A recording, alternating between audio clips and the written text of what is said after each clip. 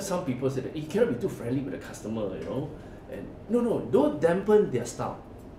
You have to focus on their style, what they do best, strengthen it, and then at the same time, make this person an all-rounder salesperson.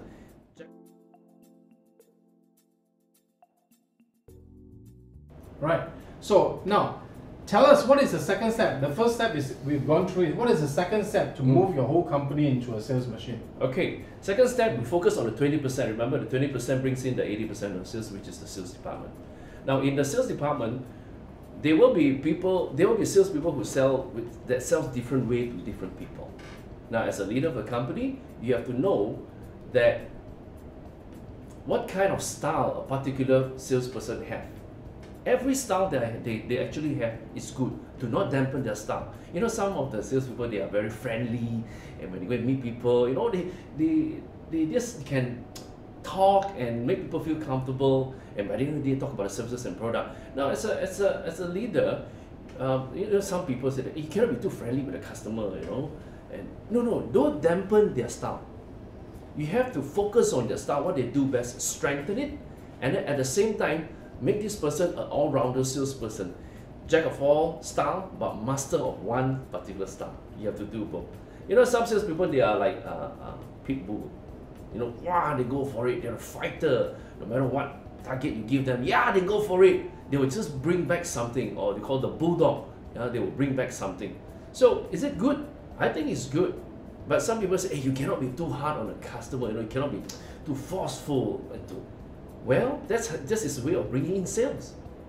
So you want to focus on his style, make him a better bulldog or better pit bull, and then you want to make him a also all-rounder salesperson.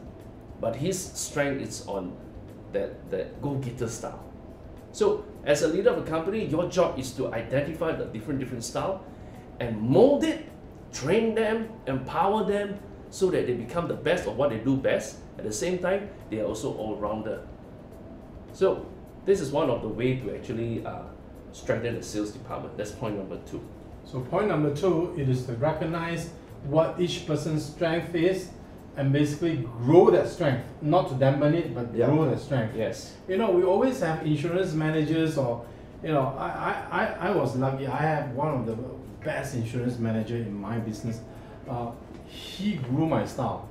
He know that I'm a go-getter. So he always told me, you know what, this is the target, just go for it, and I know you will do it, So he doesn't stop me from being a little bit more, what do you call this, outward approach to my clients and all that. He helps me. But then again, I have another colleague who is actually a Chihuahua. So small and feisty. Chihuahua Chili padi lah, chili padi, small and feisty. Chili padi, yes. Then he helped her to actually mellow down that feisty part and bring out that cuteness of a Chihuahua, of that small lady, and she did so well. And I have one who is a Labrador who says yes to everything. My colleague, that part, she became a very good salesperson on service-based kind of involvement. I became very good in doing businessman insurance and all that. The Chihuahua went on to do a lot of a little bit more on the kind of the influencer kind of character kind of salespeople. So I think everybody, that lesson number 2, as you say, is not to dampen their strength, but to actually groom it. So tell me, maybe I can add a bit on that. Please go ahead. See, a leader's, sometimes being a leader, people always look up to us. Well, most of the time, okay. So we felt the burden, and we take the responsibility in order to lead them. So I can say 100% of the time people are looking up to us as leaders. But you got to be very careful not to feel threatened. The word is threatened. When your salespeople can actually do better sales than the leader itself. That's very important. Because if a leader is not careful in his heart in leading people, when a salesperson shine, what happens is that there's a tendency of being, you're fearful, because he's doing better, I may lose out the authority or recognition. No. That is all false kind of thinking for a leader. You should actually be very, very happy. You know why? Because your people is building up the profit for you. So in fact, that's why I say in the beginning, if you see someone who can do better job in certain area in the sales, mold it, make it become better. Most of all, better than you as a leader. Yeah. So that is very important, right? To actually have a heart big enough. Yeah. To admit somebody is doing a better job than you. Yes. True. Everybody must learn a lesson, alright? So, but okay, let's go on. Now, before we go into the third question, alright, before we go into the third question, can you tell us the third steps, what is a effective sales process? Okay, a very simple sales process if the leader of the company should know, and especially the 20% that brings in the profit, which is the sales department should know. First of all, you need to have a goal. From the goal, then only you can identify a prospect. Okay, who is the prospect, and then is the prospect suitable or not? That's where we move to the next stage. It's called qualifying. You want to qualify a prospect whether he has budget or not. You have good product, no budget, then cannot lah. All right. The second thing is that is he a decision maker or is she a decision maker, or is he or she an influencer? Sometimes influencer can carry some weight, but if you can find a decision maker, that'll be good. The third one is how do you qualify them? Is according to the needs. Yeah, you probably can ask some question to find out the needs. That's how you qualify. Then the following stage, once you know the prospect and then you qualify them, then what do? You approach them, right? You approach them. This is the process we're going through. You approach them, then you present your offer. Of course, you present yourself first. That's another topic, how you present yourself. Okay, you present the offer, your product. Then after that, the next stage is you deal with a question. I'm sure that there's a lot of questions. If you can deal with those questions, usually the closing rate is quite high. So what happens is that you prepare in advance all those questions that may be asked by the prospect. Then you do a bit of test closing. The next one is test closing. You test a bit. For example, like, would you like to have this on Monday or Tuesday? You don't ask, would you like to have this or not? Try to remove the word not lah, okay? Try to give them options that they have to make some good decision from you. Then you do a testing. If you can close, then you close. Then after that, after closing, what happened? That's the stage where a lot of people don't do, which is what? Guess what is that? Yeah, some of you got it correct, which is follow-up service, after-sales service. After-sales service is very important. Why after-sales service is so important? Because you will know whether the product or service really fulfilled. Second thing, you will know whether you can get a referral from the existing customer. Third is that whether you know you will have a repeated orders or not. So once you close a sale, you must have these three things: after-sales service, repeat orders, referral.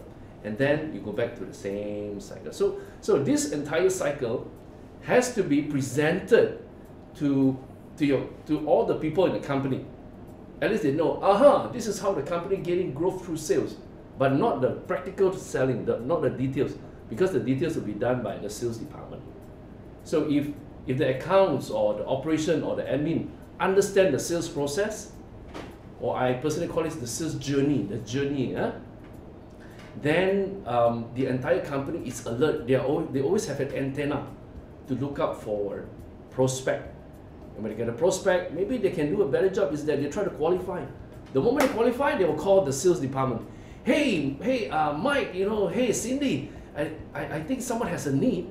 Actually, it's my neighbor, When I go back, I heard that they were talking about this, and our company has it. But I just don't know how to open the conversation. I tell you what, I give you the number. I'll WhatsApp her or WhatsApp him, say that my colleague will actually call you regarding this because yesterday I heard that you mentioned about this product.